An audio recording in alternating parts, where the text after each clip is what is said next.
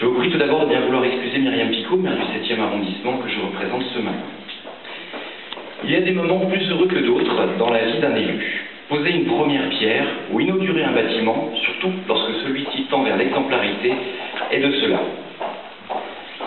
Il y a quelques jours, nous posions avec Michel Lefaou la première pierre d'un important projet de logement à quelques centaines de mètres d'ici.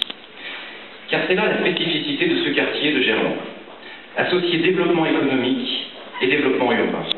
Plus de 30 000 emplois et autant d'habitants. C'est une proportion que nombre de quartiers nous envient. Et ce n'est pas le fruit du hasard. Cela témoigne d'une volonté politique forte par le développement des transports, des équipements et des espaces publics, y compris les espaces verts, l'évolution de la constructibilité. Une volonté politique forte, disais-je, associée à l'initiative privée. Et c'est dans ce rapport gagnant-gagnant que nous construisons ensemble la ville de demain. Aujourd'hui, nous inaugurons le Seven, porté par Perial Développement. Demain, ce sera à quelques centaines de mètres au nord les bâtiments d'EDF, Capgemini, RTE et Mérial à quelques dizaines de mètres d'ici. Monsieur Costra, Monsieur Journeau, je ne peux que vous remercier d'avoir ciblé Gerland et le biodistrict en particulier pour implanter votre projet. Par la démolition-reconstruction, vous avez su vous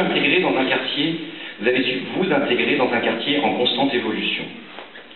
Vous le direz sans doute tout à l'heure, le projet est situé à quelques mètres du métro avec une liaison rapide vers la gare de la Part-Dieu et bientôt le sud-ouest de notre métropole.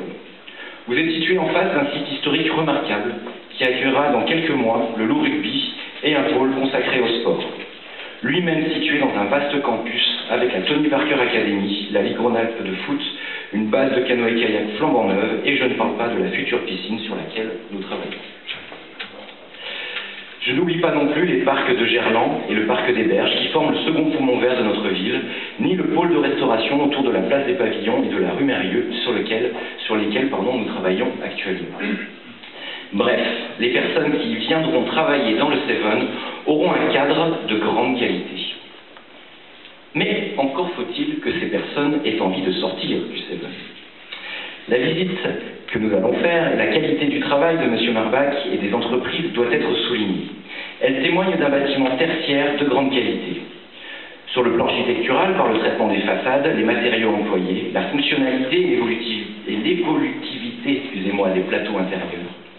Sur le plan paysager, nous le voyons ici, par la présence astucieuse de ce jardin intérieur et les murs végétaux, par la démarche environnementale globale, conduite de la conception à l'exploitation du bâtiment, que ce soit les brise solaires, l'isolation par l'extérieur, les panneaux photovoltaïques en toiture, la BMC double flux, la GTC intelligente, etc., etc.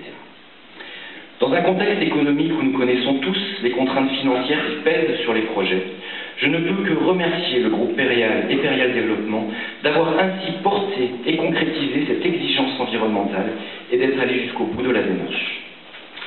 Il me reste donc à souhaiter une longue vie au Seven et à ses futurs et aux futurs beaux projets de Perial, ainsi bien évidemment qu'à l'ensemble des collaborateurs et à l'ensemble des entreprises qui, je sais, ont fait un travail ici remarquable, entreprises et l'ensemble des compagnons qui ont œuvré sur ce projet. Je vous remercie.